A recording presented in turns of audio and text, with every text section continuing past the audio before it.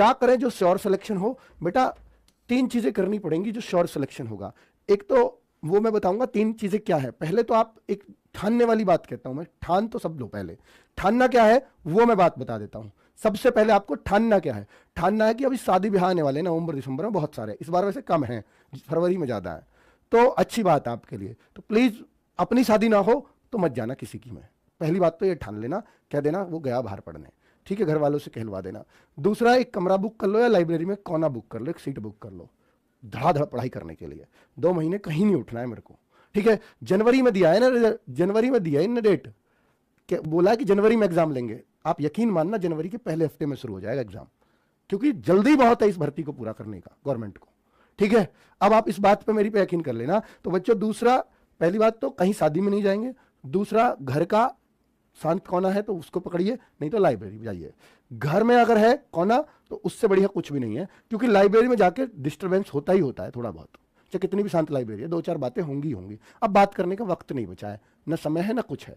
कितने घंटे पढ़ना होगा वो मैं सारी बातें बता रहा हूँ। क्या पढ़े, किस विषय को कितना समय दें, ये बहुत बड़ा सवाल आप लोगों के मन में ही आता है, सिर्फ एसएससी जीडी वालों के, और ज्यादा किसी के में नहीं आता। तो एसएससी जीडी वाले बच्चे हैं थोड़े से कम समझदार होते हैं, वो कहते हैं सर क्या पढ़े। थोड़ा बेटा आप ये सोचिए, देखिए आपका एक सब्जेक्ट है हिंदी, मेरे ख्याल से जो हमसे पढ़ते हैं बच्चे वो 98% बच्चा हिंदी ही लेगा, और हिंदी लेना भी चाहिए। मैं कहता हूं मैं इसको पूरा करा दूंगा चाहे आपका हिंदी भाषी क्षेत्र है या नहीं है।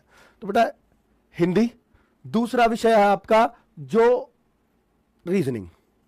इन दोनों विषय को या तो आपने कवर कर लिया होगा, या नहीं किया है तो जितना जल्दी कवर कर सकते हैं कर लीजिए, लेकिन कवर जल्दी भी करना है, और इसको ज्यादा से ज्यादा 30 से 45 मिनट का समय भी देना, इससे ज्यादा देना भी नहीं है हिंदी को। इसको 1 घंटे से ज्यादा का समय नहीं देना क्लास के अलावा, क्लास के अलावा अगर क्लास कर रहे हो तो, ठीक है। इनको बस इतना ही समय देना, इससे ज्यादा मत देना, और जितना जल्दी हो सके इसके सिलेबस को कंप्लीट भी कर लीजिए, कहीं से भी कर लीजिए, बुक से कर लीजिए या कहीं से भी कर लीजिए। इनको खत्म कर डालिए और सीधा प्रैक्टिस सेट पे आ जाइए कि प्रैक्टिस सेट में धड़ाधड़ इनको कर रहे हो, ठीक है बच्चों। अब बचती हैं 2 चीजें, जीएस और आपका मैथ्स। जीएस पे बहुत ज्यादा आप यकीन मानना, एसएससी जीडी की जीएस पर बहुत ज्यादा यकीन से कोई नहीं कह सकता, ना आपका कोई गुरु कह सकता है, ना आप बच्चे कह सकते हो कि मैं इतना करके आ जाऊंगा 20 में से। तो फिर भी मैं ये मानता हूं कि 10-12 क्वेश्चन शायद 20 में से करने लायक होंगे सबके। 10-12 नहीं होंगे तो 8-7 ऐसे क्वेश्चन जरूर आएंगे जिन्हें सब कर लेंगे। 4-5 क्वेश्चन ऐसे होंगे जिन्हें थोड़ा सा पढ़ा लिखा बच्चा कर पाएगा। और बच्चे क्या, फिर जो 1-2 क्वेश्चन और, यानी जो अपने स्कोर को 20 में से 14-15 पहुंचाएगा वो अपर, मतलब वो अल्टीमेट है। 15 से ज्यादा उम्मीद करना भी मत, बेकार है। एसएससी की जीएस में 15 से ज्यादा की उम्मीद मत करना। जीएस में अगर आपके 12-13 होते हैं तो बहुत बढ़िया बच्चों में आप जीएस करके आए हो। अगर आप 10 भी करते हैं तो संतुष्टि समझना। पर ये कैसे 12-13 तक हो सकता है स्कोर?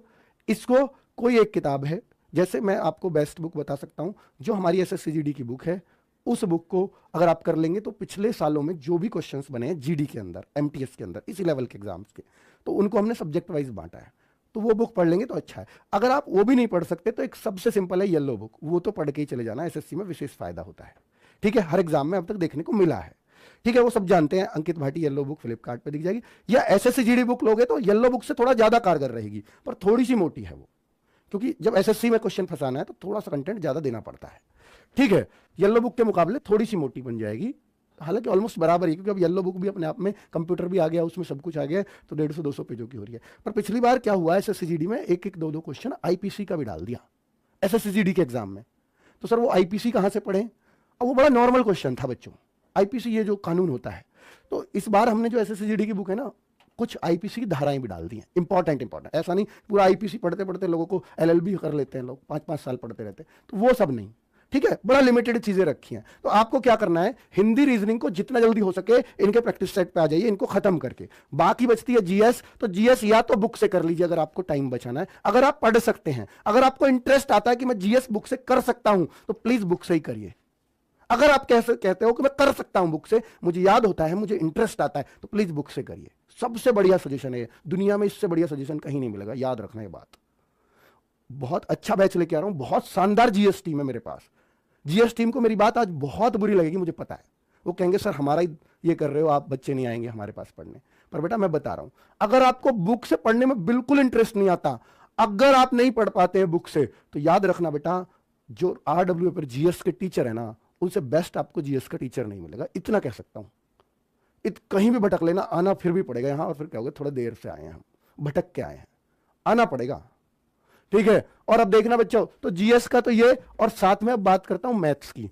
सारा टाइम देखिए, इन दोनों को हमें एग्जाम में पूरा करना है, हिंदी रीजनिंग को पूरा करना है। एक दो क्वेश्चन गलत हो गया कोई बात नहीं, लेकिन मैथ्स को पूरा करना है, मैथ्स को सबसे ज्यादा टाइम देना है। सुन लो मेरी बात को, अगर आपको मैथ्स नहीं आता, जीडी में सिलेक्शन भूल जाना बच्चों, मैथ्स सीखना ही पड़ेगा। अब अगर मैथ्स में आप कमजोर है या बचते हैं, तो नहीं हो सकता सिलेक्शन, कोई चांस नहीं है।